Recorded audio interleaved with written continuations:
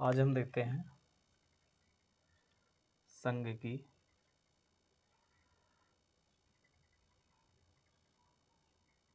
कार्यपालिका। ठीक है, यह एक संविधान का पार्ट है और इसमें जो है हम पढ़ते हैं सबसे पहले राष्ट्रपति। ठीक है, तो संघ की जो कार्यपालिका शक्ति है वो राष्ट्रपति में निहित है। तो सबसे पहले छोटा छोटा एक पासिंग रेफरेंस में हम देखते हैं, राष्ट्रपति पढ़ने से पहले हम एक टर्म समझते हैं, भारत सरकार। भारत सरकार के 3 अंग होते हैं। एक है कार्यपालिका,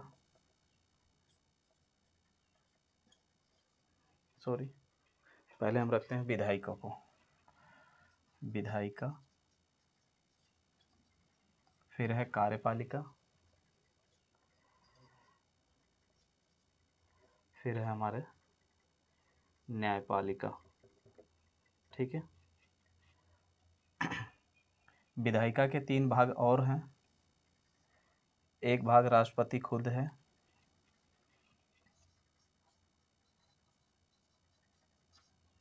दूसरा है राज्यसभा,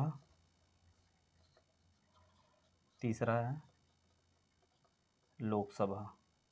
ठीक है, इन तीनों को मिलकर विधायिका का निर्माण होता है, जिसको संसद भी कहते हैं। ठीक, फिर उसके बाद कार्यपालिका आती है। जब कोई कानून विधायिका से पास होता है, उस पर राष्ट्रपति की साइन होती है। पहले लोकसभा में या राज्यसभा में किसी एक में रखा जाए, वहाँ से पास हो जाए, फिर राज्यसभा के पास आए, राज्यसभा के बाद राष्ट्रपति की साइन हो जाए, तो वो सिग्नेचर होने के बाद वो कानून का रूप धारण करता है और उस कानून को फिर एग्जीक्यूट करने के लिए कार्यपालिका का गठन किया गया है। और इस कार्यपालिका के माध्यम से राष्ट्रपति जो है भारत सरकार के कार्यों को संपादित करता है। इन कानून को बनाने में क्या नियमों कानूनों का पालन किया गया है, क्या वो उचित है या अनुचित है, ये देखने का कार्य हमारी न्यायपालिका करती है। ठीक है, अब जो राष्ट्रपति है हमारा, ये हमारा संवैधानिक अध्यक्ष होता है। ठीक है, भारत सरकार का संवैधानिक अध्यक्ष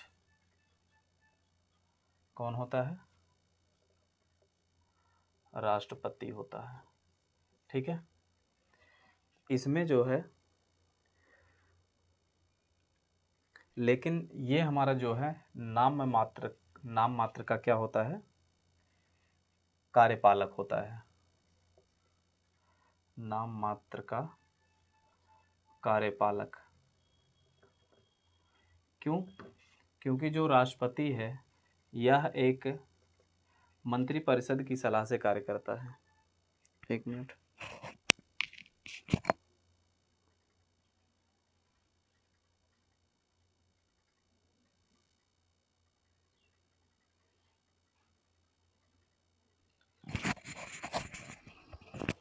तो जो है ये नाम मात्र का हमारा कार्यपालक होता है। क्यों? क्योंकि राष्ट्रपति जो है ये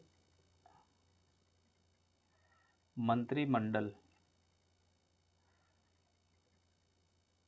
एक मंत्रिमंडल होता है, इसकी सलाह से कार्य करता है और इसका जो हेड होता है वो होता है प्रधानमंत्री। ठीक है, तो वास्तविक जो कार्यपालक होता है, वास्तविक कार्यपालक जो होता है वो प्रधानमंत्री होता है, लेकिन जितने भी कार्य होते हैं वो राष्ट्रपति यानी भारत सरकार के नाम से किए जाते हैं। ठीक है, और मंत्रिपरिषद जो है, ये मंत्रिपरिषद या मंत्रिमंडल जो है, ये जो है किसके प्रति उत्तरदायी होती है? लोकसभा के प्रति। ठीक है, इसके प्रति उत्तरदायी होती है। ठीक है, और मंत्रिपरिषद लोकसभा के प्रति जो उत्तरदायी रहती है, इसमें क्या होते हैं? लोकसभा में कैसे सदस्य आते हैं? लोक प्रतिनिधि होते हैं। ठीक है, जनप्रतिनिधि यहीं से चुन के आते हैं, तो इसलिए जो मंत्रिपरिषद होती है मंत्रिमंडल होता है या मंत्रिपरिषद, ये प्रधानमंत्री के जो नेतृत्व में कार्य करती है, लोकसभा के प्रति उत्तरदायी होती है, और ये सम्मिलित रूप से उत्तरदायी होती है भारत सरकार का। ठीक, तो इसलिए माना जाता है कि जो भी सरकार कार्य करती है वो लोगों के हित में कार्य करती है। ठीक है, इसीलिए ये जो नीतियाँ बनती हैं इसको लोक नीति कहते हैं। ठीक है, लोक नीति यानी पब्लिक पॉलिसी। ठीक है, तो गवर्नमेंट किस पे काम करती है? पब्लिक पॉलिसी पे काम करती है। और पब्लिक पॉलिसी बनाने वाला कौन होता है? जो हमारे चुने हुए लीडर्स होते हैं। ठीक है,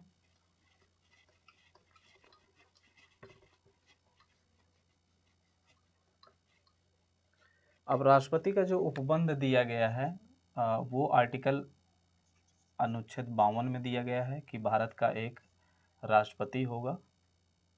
ठीक, इसके लिए, और 53 में जो है ये कहता है कि राष्ट्रपति होगा, एक भारत का राष्ट्रपति होगा। और 53 कहता है जो कार्यपालिका की शक्ति है, ये शक्ति, ये पूरी शक्ति किसमें है? राष्ट्रपति। ये पूरी शक्ति इसमें इस आर्टिकल के माध्यम से किसमें निहित है? राष्ट्रपति में निहित है। और राष्ट्रपति किसकी सहायता से कार्य करता है वो मैंने बता दिया आपको। ठीक है, या तो ये खुद करेगा या फिर अपने अधीनस्थों के माध्यम से करेगा। अधीनस्थ कौन है इसके? कार्यपालिका में जो मंत्रिमंडल होता है उस मंत्रिमंडल के अंतर्गत। और मंत्रिमंडल में क्या होता है कि बहुत सारे मंत्री होते हैं, उन मंत्रियों के अलग अलग मंत्रालयों के स्वतंत्र प्रभार दिया जाता है। ठीक है, मंत्री होते हैं। अब इसमें कई मंत्री भी कई तरह के होते हैं, कैबिनेट मंत्री होते हैं, फिर वैसे नॉर्मल मंत्री होते हैं, मुख्यमंत्री होते हैं, उप मंत्री होते हैं। ठीक है, तो इनको स्वतंत्र प्रभार दिया जाता है एक एक मंत्रालय का।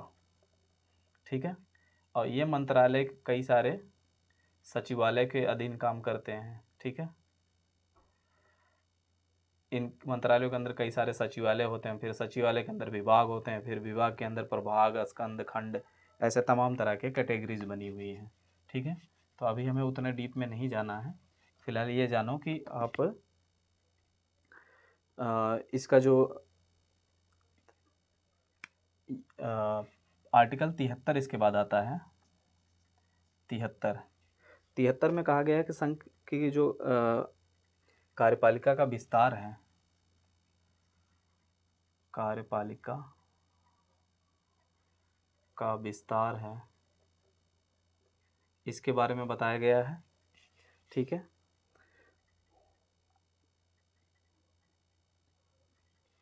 और इन विषयों में जितने भी विस्तार के बारे में बताया गया उन पे सभी कानून बनाने की शक्ति जो है संसद को मिली हुई है। ठीक है, और एक राष्ट्रपति होने के लिए क्या क्या चीज़ें चाहिए? योग्यताएं। ठीक है, पहला है तो वो नागरिक होना चाहिए भारत का, अगर नागरिक नहीं है तो उसको नहीं मिलेगा।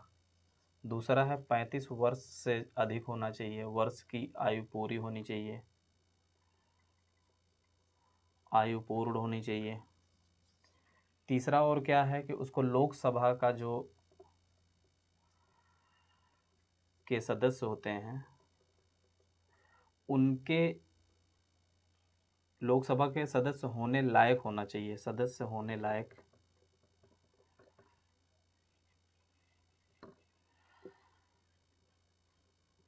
लायक होना चाहिए। ठीक है, चौथा और क्या है?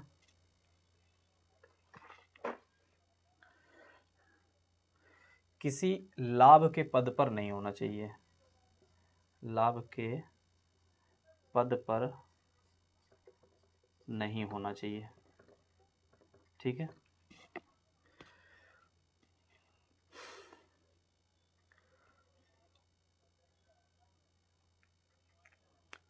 अब इन जो पहला हो गया, दूसरा हो गया, तीसरा हो गया, चौथा हो गया।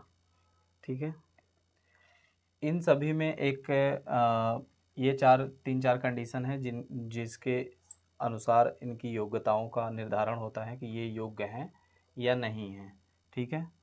और इनका जो निर्वाचन होता है वो डायरेक्ट ना हो करके इनडायरेक्ट होता है, इनडायरेक्ट वे में होता है, ठीक है।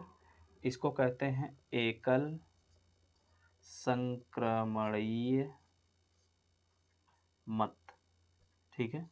एकल संक्रमणीय मत द्वारा होता है, ठीक है। सपोज करो कि अगर मैं एक एग्जांपल देता हूं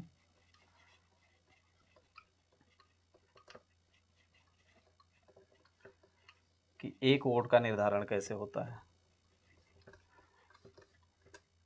ठीक है। सपोज करिए कि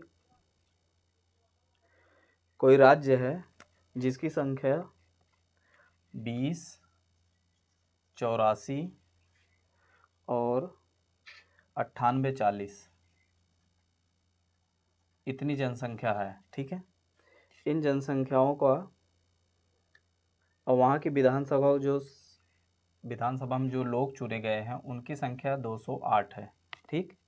उनसे हम डिवाइड करेंगे और डिवाइड करने के बाद फिर उसको पुनः डिवाइड करेंगे 100 से, ठीक है, सॉरी 1000 से। तो इक्वल टू हमारे पास आ जाएगा 100,239 अपॉन 1000, ठीक है। इक्वल टू अपने पास आ जाएगा। अब ये कहता है जो हमारे पास आएगा वो आएगा 12239 ये आएगा। तो ये कहेगा कि लास्ट का जो ये इतना है इसको छोड़ करके, ठीक है, लास्ट का हम यही अंक प्रेफर करेंगे कि इतने ही वोट जो है एक आदमी का होगा, ठीक है। सॉरी इतना नहीं, ये 3 अंक छोड़ करके लास्ट का, कि सपोज करो कि अगर इसे इतने में डिवाइड करेंगे तो जो अंक हमें प्राप्त होगा उसमें हम 3 छोड़ देंगे, 3 छोड़ देंगे यानी कि एक व्यक्ति जो है, सपोज करो अगर जनता इतनी है जनसंख्या और वहाँ के लोगों की संख्या इतना है, ठीक है। तो इससे डिवाइड कर देंगे 1000 से, जो अंक हमारे पास प्राप्त होगा उसमें से पीछे से 3 छोड़ देंगे, यानी कि 100 जो है ये एक व्यक्ति का वहाँ पे वोट होगा, ठीक है। अब एक व्यक्ति का वोट अगर 100 है तो यहाँ पे 208 हैं, तो यानी कि कितना हो जाएगा अपने पास 20,800। ये किसी राज्य का, सपोज करो कोई भी राज्य रहा होगा तो उस राज्य का एक वोट माना, मतलब उतने लोगों का वोट माना जाएगा, ठीक है। यानी कि इतने जनता का वोट इतने वोटों में समेट दिया जाएगा, मर्ज कर दिया जाएगा। इसी विधि को कहते हैं एकल संक्रमणीय मत, ठीक है। आगे हम देखते हैं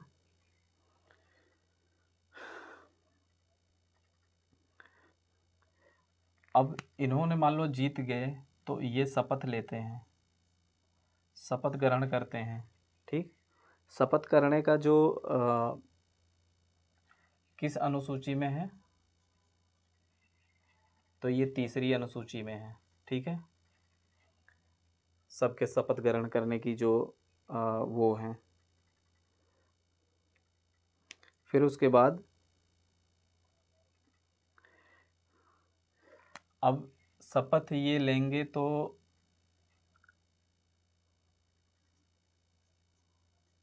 उच्चतम न्यायालय के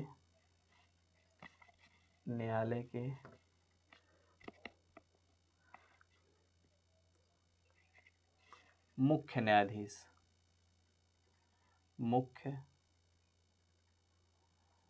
न्यायाधीश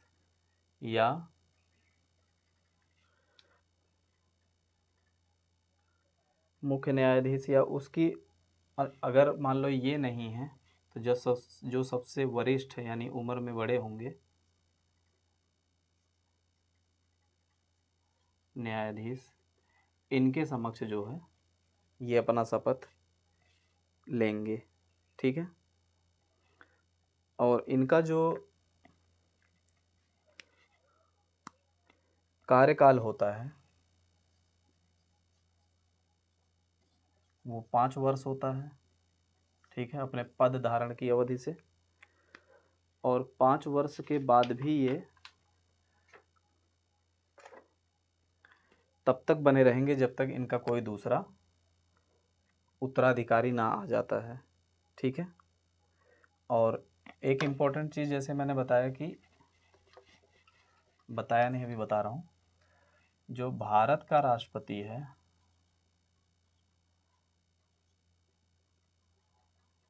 वो कई बार बन सकता है, लेकिन अमेरिका का जो है सिर्फ 2 बार बन सकता है, ठीक है। तो राष्ट्रपति ये भारत के कई बार बन सकते हैं, लेकिन अमेरिका का जो राष्ट्रपति है वो सिर्फ 2 बार बन सकते हैं। ये डिफरेंस है, ठीक है।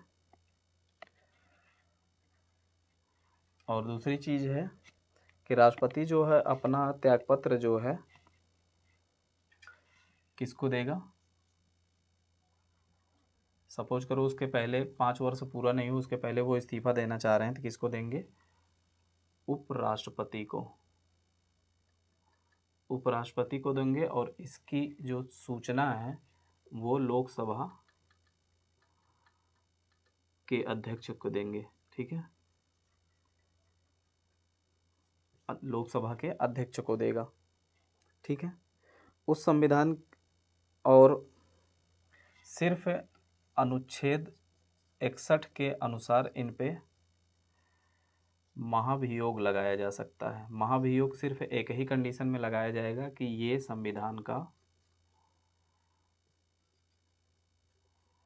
अतिक्रमण किए हों, ठीक है। और ये जो महाभियोग का प्रस्ताव है किसी भी सदन में लाया जा सकता है, सदन में लाया जा सकता है। और इम्पोर्टेंट है कि जिस किसी भी सदन में ये लाया जाएगा वहाँ से 2/3 यानी कि 2/3 बहुमत से लाया जाए और उसको पारित करके दूसरे सदन में भेजा जाए। वहाँ से जैसे ही पास हो जाएगा, जिस डेट से पास होगा उस तिथि से इनको बर्खास्त माना जाएगा।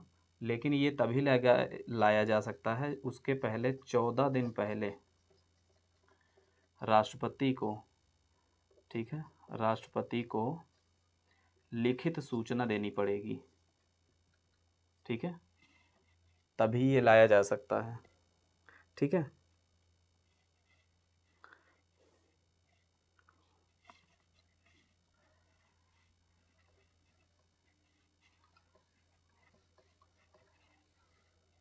आगे देखते हैं।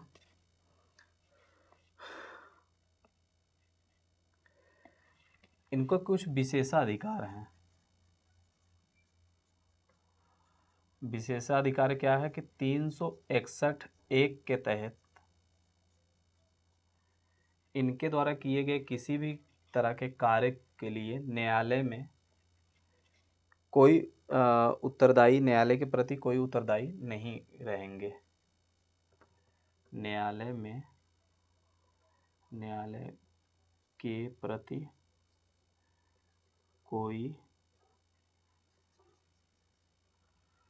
उत्तरदायी नहीं, ठीक है।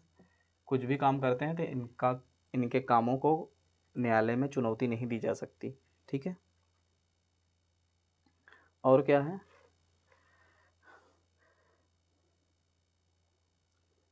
राष्ट्रपति के विरुद्ध उनकी पदावधि के दौरान किसी न्यायालय में किसी भी प्रकार का दंडित कार्यवाही ना तो संचित रखी जाएगी और ना ही चालू रखी जाएगी। यानी इन पे कोई वाद जो है, वाद या विवाद, मुकदमा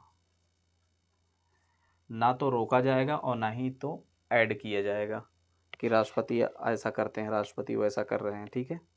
किसी न्यायालय द्वारा उसे कारावासित या बंदी बनाने की शक्ति नहीं है। ये बहुत ही विशेषाधिकार प्राप्त, इसीलिए इनको महामहिम कहते हैं। तो महामहिम ऐसे नहीं रहते, उनको बहुत सारे विशेषाधिकार रहते हैं, ठीक है। और इनको बहुत सारे और भी शक्तियां हैं, जैसे क्षमादान का योगदान, वित्तीय आपातकाल का, वो हम आगे देखते हैं, ठीक है। अब हम देखते हैं उपराष्ट्रपति।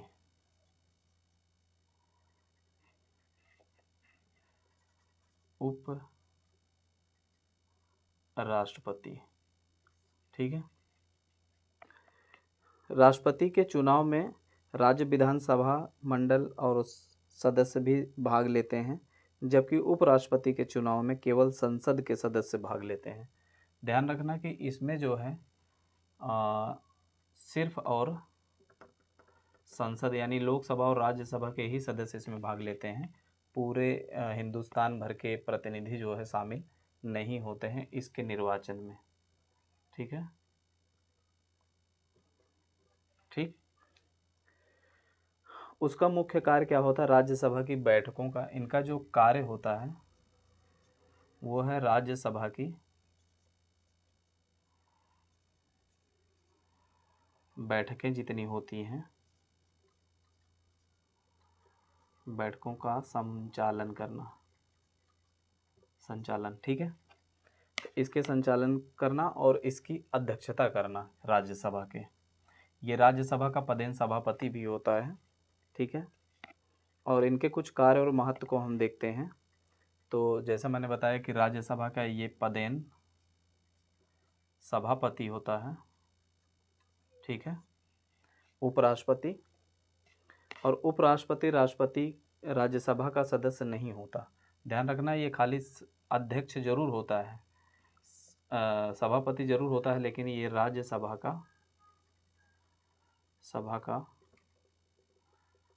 सदस्य नहीं है।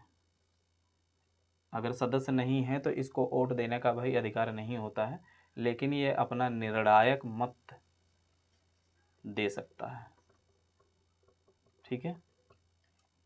ये इम्पोर्टेंट है। तो ये मत देने का अधिकारी नहीं होता, लेकिन ये सभापति होने के कारण निर्णायक मत देने का अधिकारी होता है। और इसकी अनुपस्थिति में उपराष्ट्रपति, राष्ट्रपति की अनुपस्थिति में जो है, इसका एक और कार्य है कि अगर राष्ट्रपति नहीं है किसी भी कारण, तो ये राष्ट्रपति के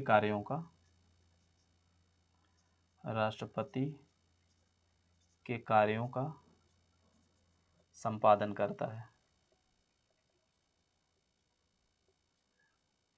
ठीक है।